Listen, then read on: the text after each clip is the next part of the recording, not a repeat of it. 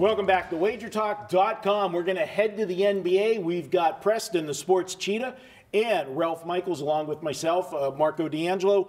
NBA Saturday night, we got the Cleveland Cavaliers at the LA Clippers. Guys, we're taping on Wednesday, so obviously it's tough to handicap an NBA game a few days in advance, especially this time of the year when you don't know if coaches are going to rest anybody. Has been the what's been in vogue this year, resting players. But I don't think you're going to see that here because both teams are off the night before, so you don't have a back-to-back situation. And you've got Cleveland going in here playing with a little bit of revenge. They lost to the Clippers at home. Now, granted, that was back at the beginning of December, but they did get trounced 113-94 by the Clippers in Cleveland. I'll go to you, Ralph.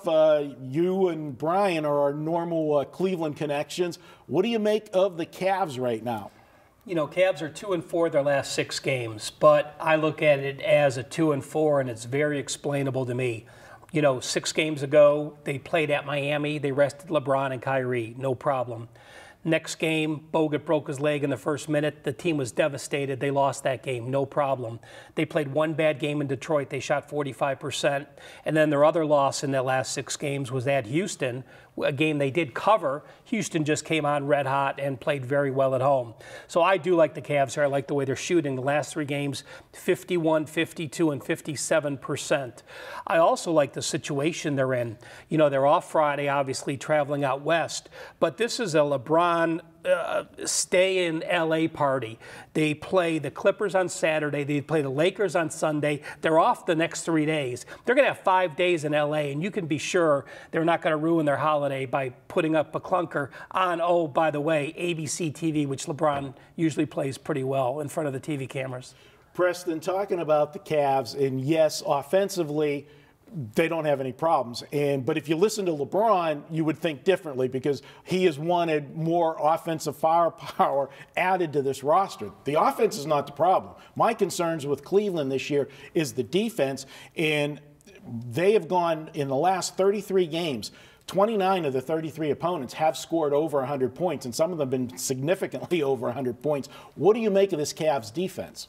Yeah, and I don't think they're rebounding like they have in the past either, whether it's Tristan Thompson's fault or just a combination of everybody. I know they've had to play Channing Frye and LeBron at the 4 more often. And Kevin Love gets a lot of crap because he doesn't really, play the role he used to, where he plays down low, but he's still on defensively. He's one of the best rebounders they have, and so I think part of it's that he's out.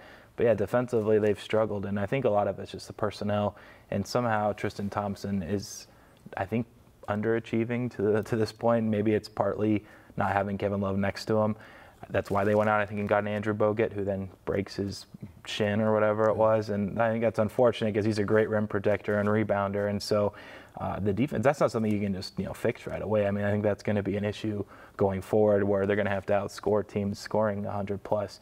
I think, excuse me, I think the actual matchup's intriguing because the Clippers are in a similar boat where they're playing really bad basketball. And they just got Chris Paul back. I guess it's been 2 weeks now, and Blake Griffin was back shortly before that. So they've had their own injuries, and they're kind of bringing things together, and you expect them to start gelling, and they just haven't been playing well. So I'm really intrigued, I guess, just to see who comes out on top. Both teams are obviously going to be trying. I don't think anyone's resting, 1, because there is a night off the night before, but 2, these teams need wins at this point for playoff seeding, whatever it is, or just for confidence to try to get something rolling here late in the year. And so, yeah, I think you're definitely going to see, starters on both sides. I think the Clippers will be a slight favorite. I'll be probably passing. I'm curious to see what the total will be, just because we have seen, these Cavs games starting to just fly. And I think you saw that Houston total move from 231.5 to 235.5. It landed 229. It went under.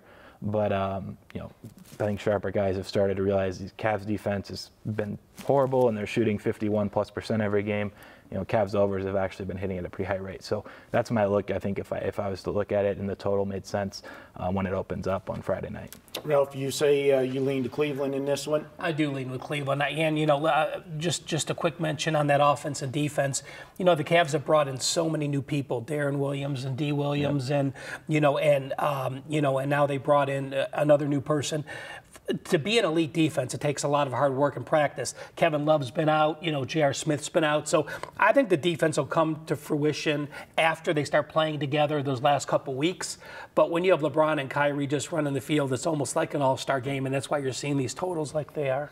I lean to Cleveland if they come out the slight dog, which we're projecting them to be. I got the Cavs winning this one by 3. And one note, both teams do have the day before off, but the Clippers will be playing their third game in 4 nights.